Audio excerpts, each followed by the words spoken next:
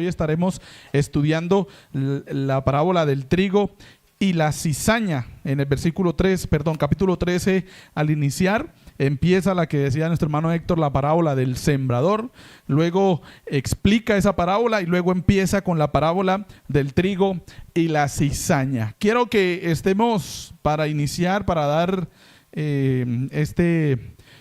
empezar con este tema del ministerio de Jesucristo en esta parábola, hoy y el día de mañana, el ministerio de Jesucristo en el presente y en el futuro. Porque cuando hablamos de ministerio de Jesucristo, lo primero que recordamos es lo que Él hizo cuando estaba acá en la tierra, ¿no? Que sanó enfermos, y recordamos a tantos ciegos y tantos cojos, y me acuerdo de Juliet, una de las niñas de Alianza Kids, que nos dice que si hoy vamos a cantar, todos los sábados nos dice que si vamos a cantar la del cojo saltar, porque hay una canción que habla de eso, de que Jesús hizo al cojo saltar, al paralítico andar, a las estrellas brillar y a la luna girar y a la tierra girar. Entonces ahí ellos tienen esa mentalidad del cojo saltar, y así nosotros también, cuando recordamos a Jesús y el ministerio y hablamos del ministerio de Jesucristo, pensamos en eso, en lo que Él hizo cuando vino a la tierra. Pero el Señor Jesucristo sigue actuando hoy.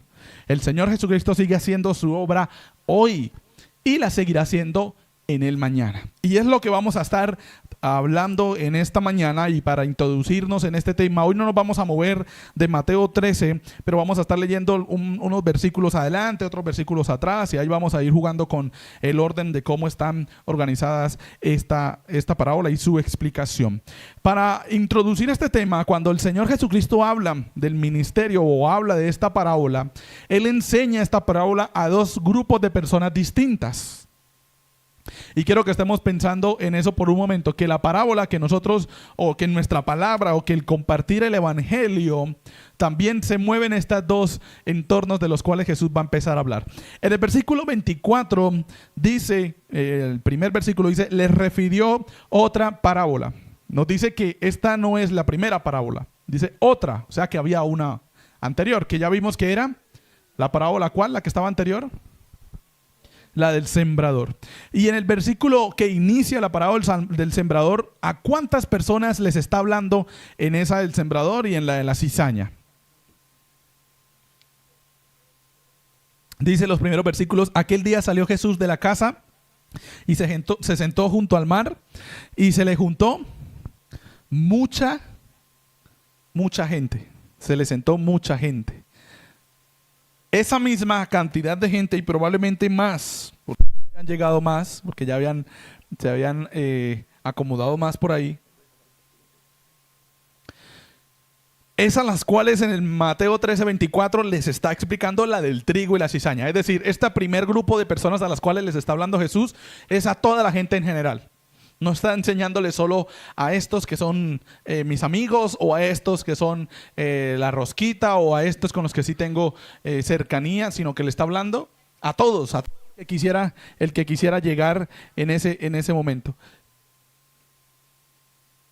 Y luego tenemos ahí la primer grupo de personas, y es que le enseña a la gente en general. Pero luego, más adelante, en el versículo 36 y 37, alguien que nos lea esos dos versículos.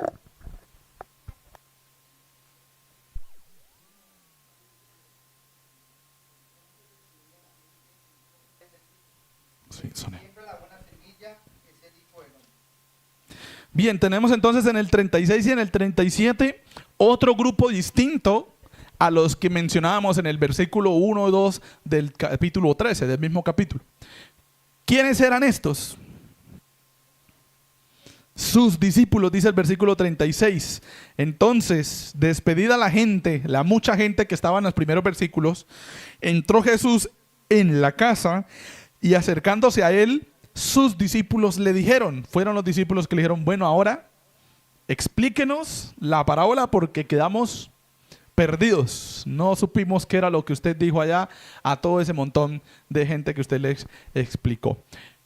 Hay dos grupos entonces en particular a los cuales el Señor les enseñó durante su ministerio: a sus discípulos y a la gente en general.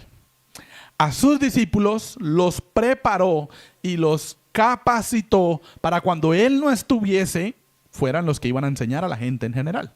Y por eso cuando se va le dice, vayan por todo el mundo predicando el evangelio a toda criatura. O sea, a la gente en general, bautizándolos en el nombre del Padre, el Hijo y el Espíritu Santo y haciéndolos discípulos. Entonces, noten que aquí el Señor Jesucristo cumplía el ministerio pensando en el presente, ahí en donde estaba, porque la mucha gente lo buscaba, quería saber de él, quería saber qué era lo que enseñaba. Muchos lo buscaban también porque tenían hambre, porque querían el pancito que él a veces daba y a los pescaditos que a veces compartía, o los milagros. Algunos lo buscaban solo porque necesitaban sanidad, ¿no? Porque estaban urgidos de pronto de que les hiciera alguna sanidad, como ahorita en estas épocas de campaña, ¿no? Se buscan a esas personas porque se piensa que nos pueden o que les pueden ayudar o brindar algún apoyo, o que tenganme en cuenta cuando esté allá, o que de pronto esté pendiente de mí, mire mi necesidad, porque están haciendo campaña, ¿no?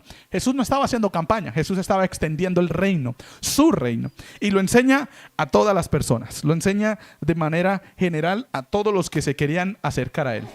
Honestamente o deshonestamente, los que querían de pronto ir a escucharlo, realmente los que querían solo tener un beneficio, a todos les estaba enseñando. Pero al otro grupo que les estaba enseñando, los estaba preparando para el futuro. A sus discípulos no les estaba enseñando solamente para ahí, para el momento. Les estaba enseñando para después, cuando yo me vaya, cuando yo ya no esté, hablando del Señor Jesucristo, ¿no? Ustedes serán los encargados. Teniendo claro que esta parábola de Mateo 13, 24, el trigo y la cizaña, está enseñada a la gente en particular, a todos en general y también a sus discípulos. Vamos a entrar entonces en materia hablando acerca del ministerio de Jesús. Y es ahí donde quiero que empecemos hablando de que, en primer lugar, el ministerio de Jesús tiene unos únicos en particular, y vamos a ver cuáles son esos únicos en particular que tiene el ministerio de Jesús. Cuando hablo de únicos es que tiene unas características especiales el ministerio, y en este pasaje de Mateo 13, 24 en adelante pues las manifiesta. Vamos a estar moviéndonos entre el relato de Mateo 13 cuando habla de la cizaña, y más adelante cuando le explica a sus discípulos la parábola de la cizaña. En ese caso quiero que leamos el versículo 24. Alguien que me lea el versículo 24. Esta parábola es bonita porque esta parábola de 13, porque en el mismo capítulo está la explicación como tal. ¿Qué dice Mateo 13, 24?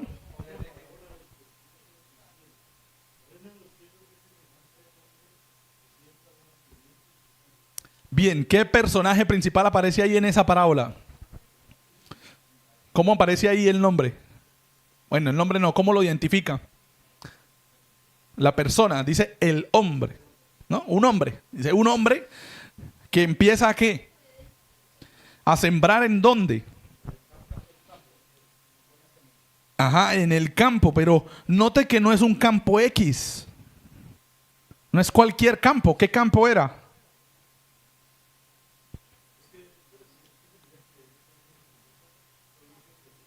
Ahí dice, en ese pasaje tal cual tenemos ahí, dice, sembró la buena semilla en su campo. O sea que ese campo le pertenecía a ese hombre que estaba. Entonces ese campo, ese hombre que estaba ahí no era cualquier persona, no era un jornalero. No era alguien que estaba siendo pagado por otro para ir a sembrar en el campo del jefe. No dice, este hombre está sembrando en el campo de su amo. No menciona así, dice que estaba sembrando o que empieza a sembrar en su campo. O sea, que él lo compró. Y ese único principal que vamos a estar hablando es que este ministerio del Señor Jesús hoy, en la actualidad, tiene un único ejecutor y patrón o señor o amo, del cual estamos viendo y lo vemos en el versículo 24. Porque este hombre es el que siembra, pero este hombre también es el dueño del campo. Ese hombre también es el dueño del terreno. Y ese hombre que es único y ejecutor, ¿quién es? Versículo 37. Es el Hijo del Hombre. ¿Quién es ese hombre que aparece en el versículo 24 entonces? Jesucristo. Note que aparece con mayúsculas. Hijo y hombre. Aparece ahí en nuestras Biblias con mayúsculas. Entonces, ese único ejecutor y Señor de ese ministerio en la actualidad es el Señor Jesucristo. Y en muchas otras series hemos hablado acerca de Cristo como el centro, Cristo como el principal en la iglesia, principal en la alabanza, principal también en el trabajo. Estuvimos hablando hace un tiempo, principal también en nuestra vida, en el hogar, Cristo como el centro de nuestra vida. Y acá estamos viendo, según el versículo 24 y 37, que este hombre que sembraba la buena semilla, mire que dice el 37, la buena semilla, es el mismo Señor Jesucristo. Los muchos que estaban al principio no entendieron esto, porque ¿a quién les explica? A los discípulos nada más. Entonces los miles que estaban allá afuera se fueron perdidos, no entendieron más o menos nada de lo que les estaba explicando el Señor Jesús con esa historia de la parábola. Pero si usted nota, antes de cuando inicia el trigo y la cizaña, el Señor sí explicó la parábola del sembrador. Se la explicó a los montones de gentes que habían ahí. Entonces probablemente ellos entendieron, y era necesario solamente que entendieran la parábola del sembrador. Luego, si el Señor nos permite hablar acerca de la parábola del sembrador, que yo sé que la conocemos bastante, estaremos hablando por qué para ellos, los muchos, les enseña esta y por qué a esto les enseña lo otro. Y voy a darles una pista. La parábola del sembrador dice que siembra y una cae allí, otra cae allá y otra cae allá. Y la característica o la importancia es que una nace, otra no nace, otra le cuesta, otra tiene diferencias. Ese sembrador ya no es solo el Señor Jesucristo. Ese sembrador también somos nosotros, impartiendo esa semilla que vamos y llevamos el mensaje y nace o no nace. Pero acá en la parábola de la cizaña hay un trato después de que nace.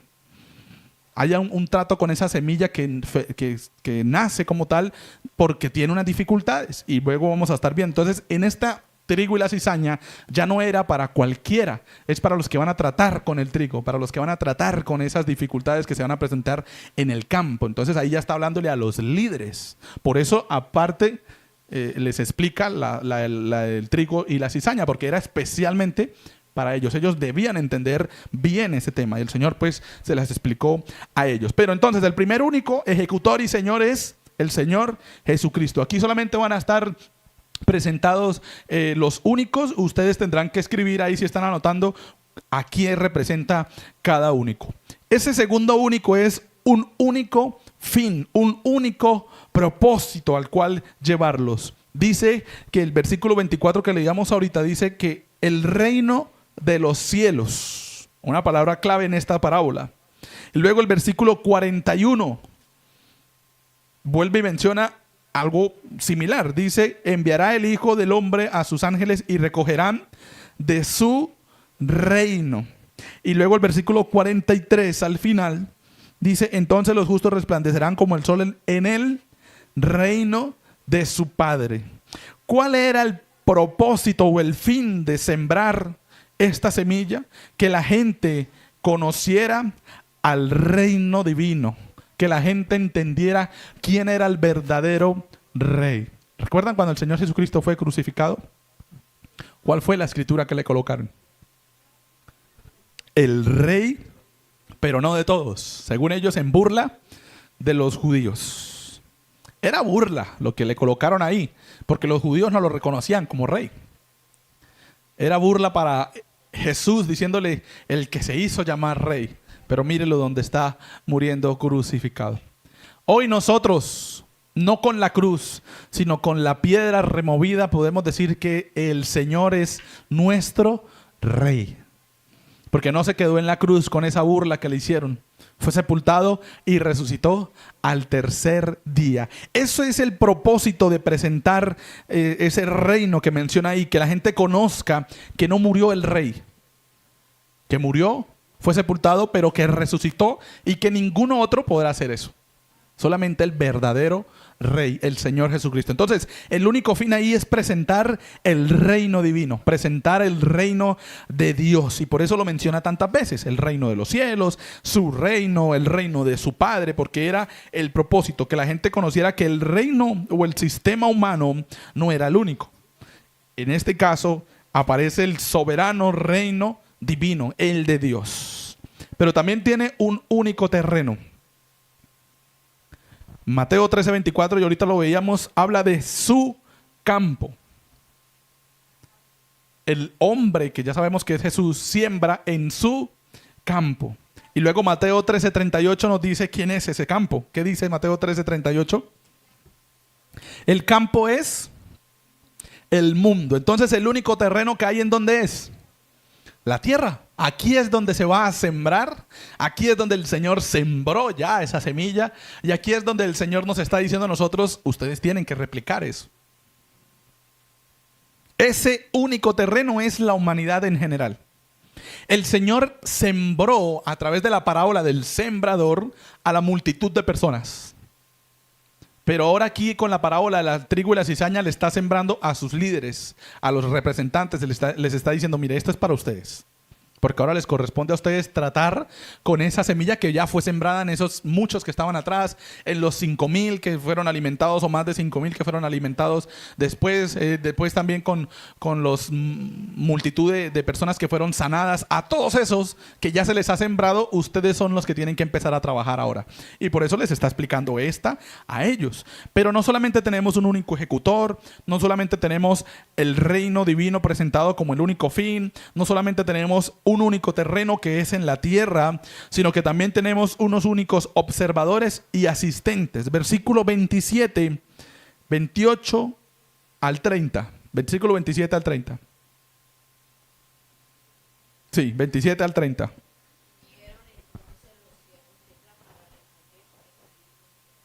Bien, aparecen ahí otros personajes. Ya no solamente es el hombre que siembra. Ahora aparece quién es, según el versículo 27. Los siervos, dicen, los siervos del padre de familia. Luego dice que esos siervos le dicen, arrancamos entonces todo eso. Y luego dice que él le va a decir en versículo 30 a los segadores. Le dice, yo después le digo a los segadores que hagan esto o aquello. Aparece en ese otro grupo de personas. Tenemos al hombre que siembra, que ya sabemos que es Jesús. Tenemos el propósito, que ya sabemos que es presentar el reino de Dios. Tenemos también el terreno, que ya sabemos que es la humanidad, el mundo, la tierra en el cual vivimos. Pero ahora tenemos otros personajes que aparecen como observadores y asistentes. ¿Qué dice el versículo 39? Los segadores son los ángeles. ¿Y qué dice el versículo 41, la primera parte?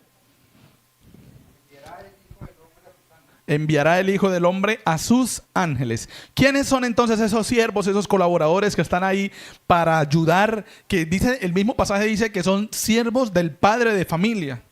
No dice que son siervos del hombre que sembró. Notan ahí, ya aparece otro personaje también, el padre de familia. ¿Quién sería ese padre de familia? Si el hombre que sembró es Jesús, Dios Padre, ¿no? El Dios Padre aparece ahí como el dueño de esos, como el creador, el Dios creador. Y después en el versículo 39, 41 nos explica que esas personas que aparecen son los ángeles, que están al servicio del Señor, de ese hombre, pero que le pertenecen a Dios Padre, que el mismo Señor Jesús pues termina siendo el Dios como tal. Entonces tenemos ya también esos observadores, esos ayudantes, por decirlo así, que son los ángeles. Pero también aparece, como en toda novela y como en toda película, el antagonista. No, está la historia bonita hasta el momento. El hombre está sembrando y sí, aparecen por ahí unos ayudantes y tiene su campo y aquello y lo otro. Pero aparece también en el versículo 25, la primera parte, dice: pero mientras dormían los hombres, vino su enemigo y sembró cizaña entre el trigo y se fue. Y luego el versículo 39 que leíamos ahorita nos dice: el enemigo que la sembró es el diablo. Y el versículo 28, la primera parte también nos dice: él les dijo, un enemigo ha hecho esto. Y los siervos le dijeron entonces: ¿quiere que la arranquemos? ¿Quién es entonces ese único enemigo? Satanás, el diablo.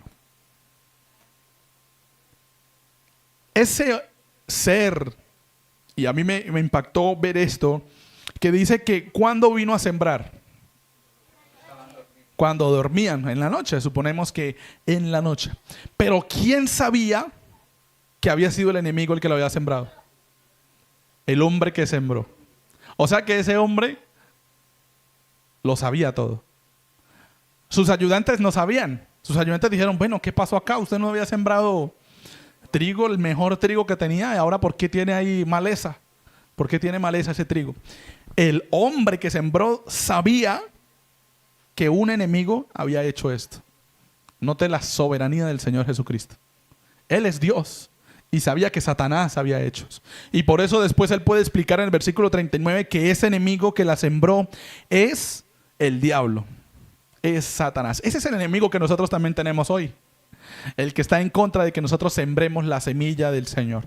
Entonces ya terminamos ahí con los únicos. Tenemos al único ejecutor o Señor, que es el Señor Jesucristo. Tenemos un único fin, que es presentar el reino de Dios. Tenemos un único terreno, que es la tierra. Tenemos unos ayudantes, que son los ángeles. Y tenemos un enemigo, que es Satanás o el diablo. Ahora, en segundo lugar, el misterio de Jesús tiene una labor particular sobre sus hijos, sobre los que le pertenecen, sobre los que son de Él.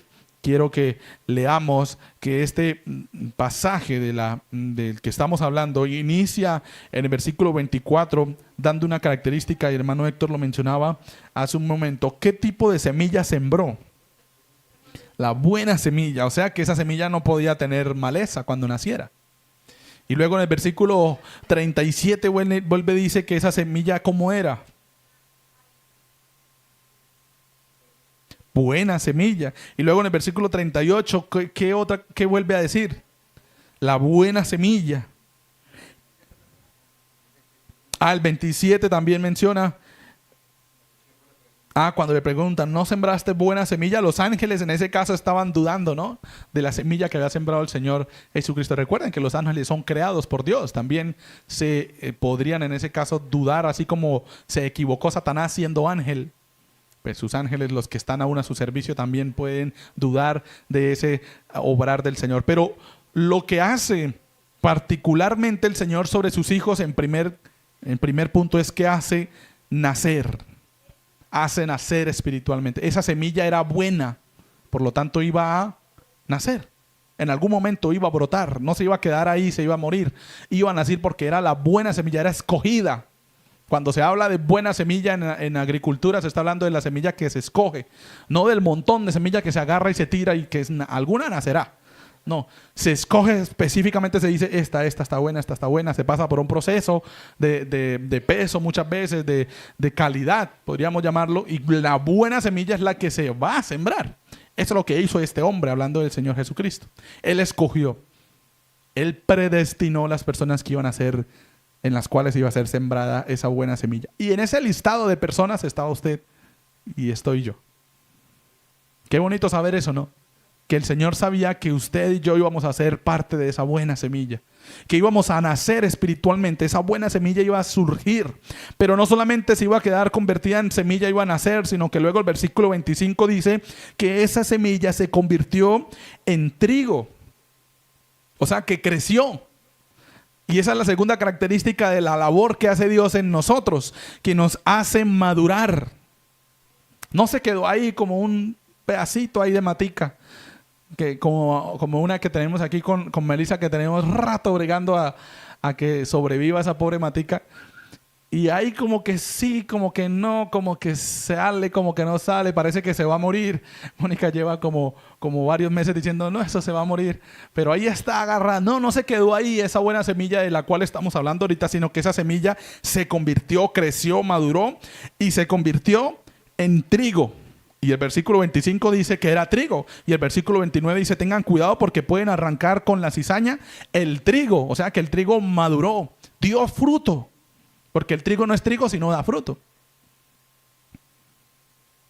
El Señor hace en nosotros eso. Nos hace nos hace nacer, pero también nos hace madurar.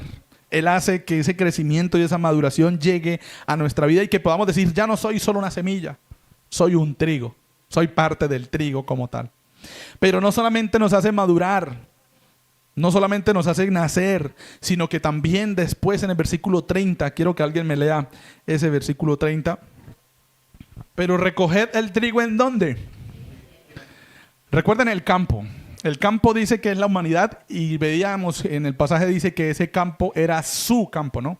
Sembró en su campo. Ahora este granero, ¿de quién es? De él mismo también, no dice en mi granero. Ese mi granero, luego lo explica en el versículo 43. Quiero que alguien me lea el versículo 43, la primera parte.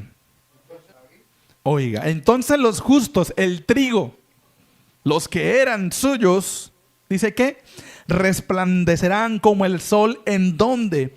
En el reino de su Padre. ¿Dónde es eso?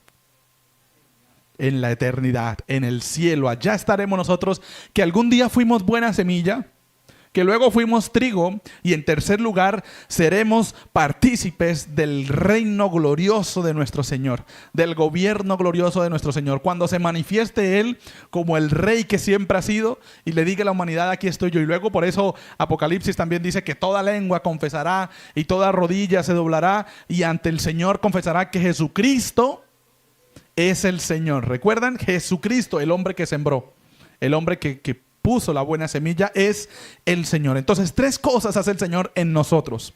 Nos hace nacer la buena semilla, nos hace madurar, nos convertimos en trigo, pero luego dice que nos lleva a su granero. Y luego el versículo 43 dice que eso es el estar en la eternidad con Dios, el reino de su Padre, la eternidad. Esas tres labores las hace el Señor. Dos de ellas las hace el Señor en la tierra. Nos hace nacer acá en la tierra, tenemos ese nuevo nacimiento.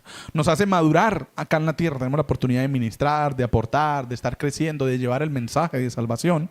Pero luego dice que nos hace partícipes del reino o del gobierno glorioso de Dios. Eso ya será en la eternidad. Entonces note que la obra del Señor no es solamente hoy, lo que hemos estado tratando de explicar, sino que también será en la eternidad. Llevamos dos entonces características de esta parábola. La primera, que tiene unos únicos especiales. La segunda, que el ministerio de Jesús obra particularmente en sus hijos, en los que le pertenecen, semilla, luego trigo y luego seres transformados en la eternidad. Y en tercer lugar, el ministerio de Jesús también tiene una labor particular, pero sobre los hijos del enemigo. ¿Qué sembró este enemigo? La cizaña. No la sembró el Señor. O sea que esa cizaña, ¿a quién le pertenece? A Satanás. ¿Quién es el trigo? Usted, yo. Eso diga, yo soy el trigo. Que algún día seré el partícipe del gobierno del Señor allá en la eternidad. ¿Quién sembró ese trigo? Entonces ahora, ¿quién es la cizaña? Ya ustedes pueden ir sacando ahí las conclusiones. Si nosotros somos el trigo, ¿quién es la cizaña o la maleza? Los hijos de Satanás, los que no reconocen al Señor como su Salvador. Esa cizaña también fue sembrada, pero no dice que fue buena semilla. Esa cizaña también creció, pero no dice que se convirtió en trigo, se convirtió en cizaña. Ajá, sí, claro. Toda mata que crezca da fruto, y por eso también dice: por sus frutos los conoceréis, porque los que dan buen fruto, pues son los buenos. Los que dan mal fruto, pues son la cizaña. Entonces, lo raro sería que nosotros como trigo estemos dando mal fruto. Ahí sí hay que evaluarnos. Y bueno, yo que soy trigo, ¿por qué estoy dando cizaña? ¿Por qué estoy viviendo como cizaña? ¿Por qué me confunden con la cizaña? Yo soy trigo, mi identidad es ser trigo, mi identidad es ser un hijo de Dios. Y ese ministerio, ¿iba a decir algo mi hermano? ¿O era esa? Ah, bueno. Se amontonarán, dicen.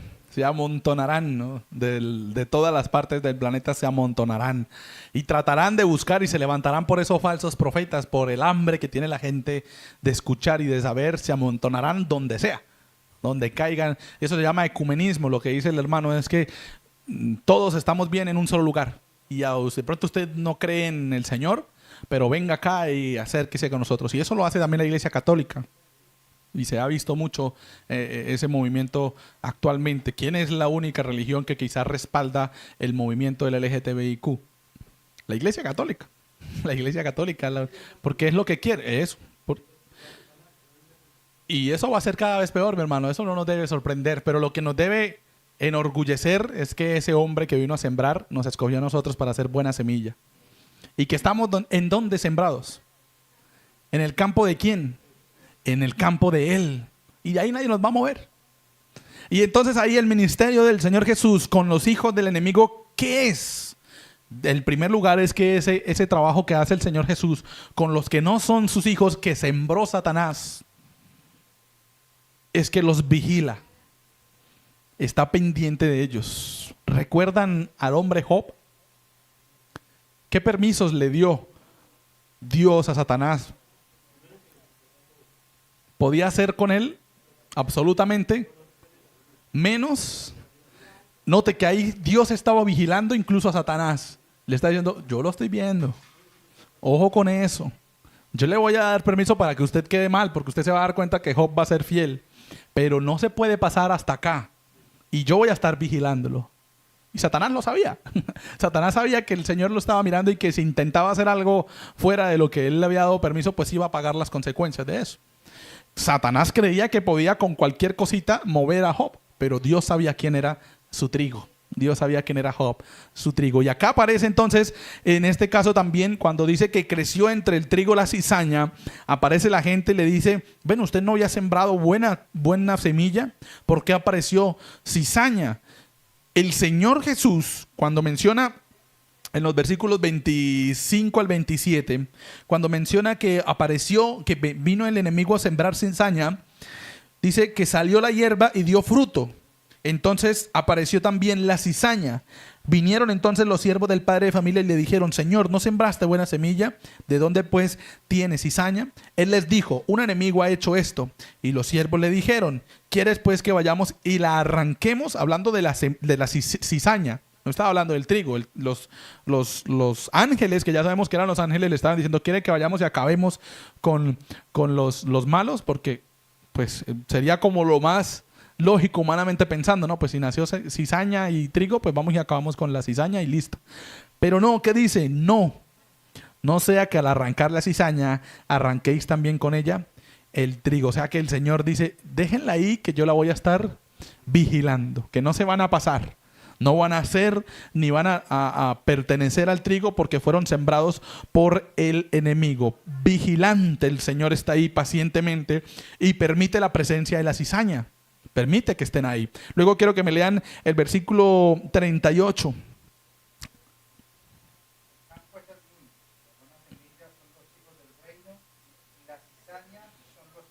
Son los hijos del malo. Y el versículo 30 dice, dejad crecer juntamente lo uno y lo otro, ¿hasta cuándo? Hasta la siega. O sea, déjenlos ahí que crezcan, que yo los estoy vigilando. Yo los tengo vigilados, tanto al trigo, que sé que es bueno y es mío, como a la cizaña, que sé que es hijos de maldad o hijos del malo y que le pertenece al enemigo o a Satanás. Déjenlos que yo los estoy vigilando. Ahí vemos nuevamente la soberanía del Señor Jesús. Estaba pendiente de todas las cosas. Entonces no solamente vigila a los hijos del enemigo, sino que también los judicializa. Dice que también su labor particular sobre ellos es judicializarlos. ¿Cómo? Lo dice. Dice que va a llegar un tiempo, en versículo 30 dice, hasta la siega. Déjenlos ahí hasta la siega. O sea que iba a llegar un momento del crecimiento del trigo y la cizaña que iba a ser recogido todo. Y que ya ahí no iba oportunidad para volver a sembrar ni nada, sino que ya ahí se acabó por completo. Y luego el versículo 39, que quiero que lo leamos nuevamente, nos explica qué es la siega.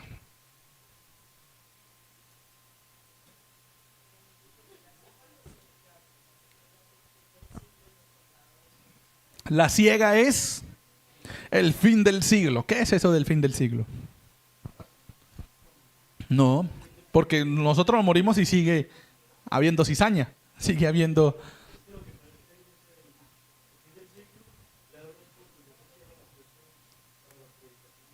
¿Cuál es ese fin del siglo entonces?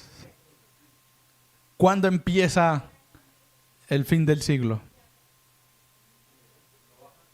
Eso, muy bien. No, ni siquiera en el arrebatamiento. Porque en el arrebatamiento nos vamos nosotros, pero sigue aquí gente. Y entre esa gente va a haber trigo que va a surgir. Porque van a ser perseguidos. Dice que van a ser perseguidos. No van a ser perseguidos porque son buenos.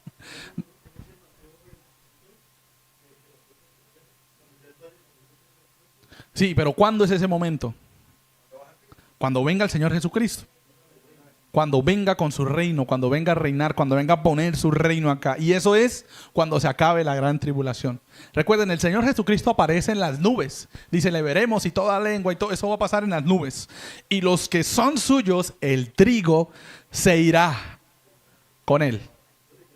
Se encontrarán con él. La cizaña se queda, pero sigue el campo vigente.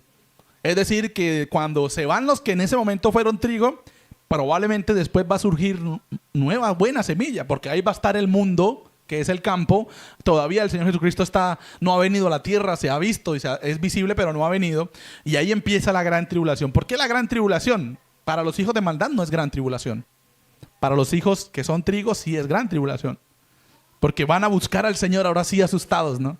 Y van a querer ser parte de ese trigo, pero no todos van a poder, porque Satanás ahí va a desatar su ira en querer perseguir a los que quieran manifestar que son hijos de Dios. Luego, cuando el Señor Jesucristo baje por completo a la tierra, ahí se cierra toda posibilidad. Y esa es la siega, el fin de este siglo. Cuando se acaba y después de eso ya no hay oportunidad de nacer y ser trigo, ni tampoco de nacer siendo cizaña. Ya lo que fue, fue. Gloria a Dios que nosotros ya somos parte del trigo y de pronto nos asusta un poco pensar en eso, ¿no? A más de un hermano a veces les asusta pensar, uy, eso de la gran tribulación y eso de Jesús cuando no sé qué y que lo van a ver y que, uy, qué miedo, con esos truenos que hubo ayer. Pensamos con Melissa, pensamos, ¿cómo será la voz de Dios? Si un trueno eso lo asusta a uno, que es creación de Dios. Ahora, ¿cómo será el estruendo? Dice con voz de mando, con trompeta. Y todos le verán. Ese trueno que escuchamos acá no lo escucharon por allá en China ni por allá en Europa, lo escuchamos nosotros. Ahora la voz de Dios va a ser escuchada por toda la humanidad en donde quiera que estén. Imagínense el volumen. Imagínense la potencia de eso. Bien, ahí lo que uno podría deducir en ese aspecto es que uno tiene que entender que esos pasajes, muchos de esos pasajes son escritos poéticamente. Y no podríamos tampoco caer en el error de tratar de interpretar absolutamente todo si en la Biblia no aparece, ¿no? En la Biblia no menciona nada más de la trompeta, solo aparece ahí, no aparece más. Dice que todo ojo le verá, y bueno, eso ya es visual, pero en cuanto al audio sí no dice esa de la trompeta qué significa. Pero luego sí en Apocalipsis aparecen algunas ilustraciones de la lámpara, de la luz, incluso de las trompetas también. Entonces, de esas son otras trompetas. Entonces puede ser que esta trompeta tenga alguna ilustración o simbolismo, pero no sabemos cuál es. No aparece ahí todavía. Dice que le pertenecen al Señor algunos de esos misterios. No sabremos. De pronto cuando llegue sabremos, ¿no? Sabremos qué era esa trompeta. Ya, sí, pero lo que pasa es que cuando esa trompeta suena es cuando el Señor va a venir. Entonces ahí ya ahí no hay manera de pronto, no sabemos si quizá sería una interpretación humana, si esa trompeta sea algunas personas escogidas por Dios para ser parte, no sabemos. Como puede también simplemente ser la ilustración de que va a sonar muy duro. Y también de darle a entender a los judíos que así como ellos tuvieron ese shofar que comunicaba, pues también el reino de Dios va a manifestarse de esa manera, ¿no? De manera potente, en la cual todo el mundo se va a dar cuenta de que el Señor ya vino y de que ya no, y de que ese le pusieron el rey de los judíos burlándose. Ahora no es el rey de los judíos, ahora es el rey de reyes y señor de señores. Entonces no sabemos qué significa la trompeta. Lo que sí sabemos es que hacemos parte de su reino y que somos trigo ya, no tenemos ya ese temor. Entonces Dios a los hijos del enemigo los vigila. Y también dice que va a llegar la siega, los judicializa. Pero no solamente va a llegar ese juicio, sino que también después de ese juicio va a llegar la condena. Porque un juicio sin condena no es un juicio. No se presenta el ladrón o el que hizo esto, lo hacen presentar ante un juicio para decirle, bueno, dejemos acá. Así, solamente con que veamos que es culpable y ya, y no le vamos a mandar a la cárcel ni nada, ni le vamos a hacer pagar nada, porque solamente era un juicio. No, juicio es para buscar una condena. ¿Cuál es la condena? Versículo 30 dice: dejad crecer juntamente lo uno y lo otro hasta la siega, y el tiempo de la siega yo diré a los segadores: recoged primero la cizaña y atadla en manojos para quemarla. Creo que ahí, para quemarla. Esa es la paga de ser cizaña. Recuerden, la paga del pecado es muerte. Y acá lo manifiesta con fuego. con fuego lo manifiesta. Y luego dice el versículo 40, de manera que como se arranca la cizaña, se quema en el fuego, así será el fin de este siglo para los hijos del enemigo. La condena es la paga. Luego el versículo 41 dice, enviará el Hijo del Hombre a sus ángeles y recogerán de su reino a todos los que sirven de tropiezo y a los que hacen iniquidad. Y luego dice, y los echará en el horno de fuego. Allí será el lloro y el crujir de dientes. Ahora sí, segadores, ángeles, vengan por los hijos de maldad, porque ya recogí el trigo, porque ya el trigo está donde debe estar. En mí, dice el versículo 30, granero, que ya sabemos que es el reino celestial, cuando estemos allá en la eternidad con el Señor. Cuando ya estén todos allá los que hacen parte de su iglesia, ahora sí vayan ángeles y recojan todo eso, pero no para disfrutar, sino para sufrir. Dice que serán arrojados al horno de fuego, de condena. Con determinación el Señor los mandará a sufrir, pero no porque haya sido malo el Señor, porque fueron sembrados por Satanás, no por el Señor. Fueron convencidos para crecer como cizaña y no para crecer como trigo. Tuvieron la oportunidad de ver al trigo ahí al lado. Lo tuvieron ahí porque crecieron juntos. Pero no le dijeron al dueño del trigo y del campo, háganos trigo, conviértanos en trigo, danos la buena semilla, sino que siguieron siendo cizaña. Y esa cizaña, dice el Señor, que mandará a sus ángeles para que la corten y la envíen al horno de fuego. La echarán en el horno de fuego y allí será el lloro y el crujir de dientes. Gloria a Dios, porque nosotros ya eso no nos asusta, me dijo el costeño. Eso a mí ya no me asusta. Yo sé que ya soy trigo y que pasaré la eternidad con el Señor. A manera de conclusión, quiero que veamos cómo el Señor también hace algunas motivaciones para las personas. En el versículo 43, cuando termina esta explicación y todo lo que están manifestando ahí, dice, el que tiene oídos para oír, oiga. Es decir, que el Señor les está motivando a decir, préstenle atención a lo que les estoy diciendo. Porque el Señor ahí en ese momento les dio unas indicaciones y por decirlo así, les abrió los ojos del futuro. Les explicó a ellos cómo iba a acabar el siglo, quiénes iban a ir a la eternidad. Les explicó que Él iba a venir después. Les explicó también que Él era el que estaba sembrando. Les explicó que los ángeles iban a venir a acabar con todo esto. Habló de fuego, haciendo alusión a que la tierra y también el fin de este siglo iba a ser con fuego. Y en algún otro pasaje dice que no lo va a hacer ya como lo hizo cuando Noé, que lo hizo con agua. Entonces entendemos que será con fuego. Y ahora les termina diciendo, pónganle cuidado a lo que les estoy diciendo. El que tiene oídos para oír, oiga. Pero luego dice, antes dicen en Mateo 13, 16 y 17, le dice al montón de gente que tenía al principio, le dice, pero bienaventurados vuestros ojos, porque ven, y vuestros oídos, porque oyen, porque de cierto os digo que muchos profetas y justos desearon ver lo que veis y no lo vieron, y oír lo que oís y no lo oyeron. Bienaventurados, le dice también, los que ven. Nosotros vemos la obra del Señor Jesucristo hoy, todos los días, en todo momento.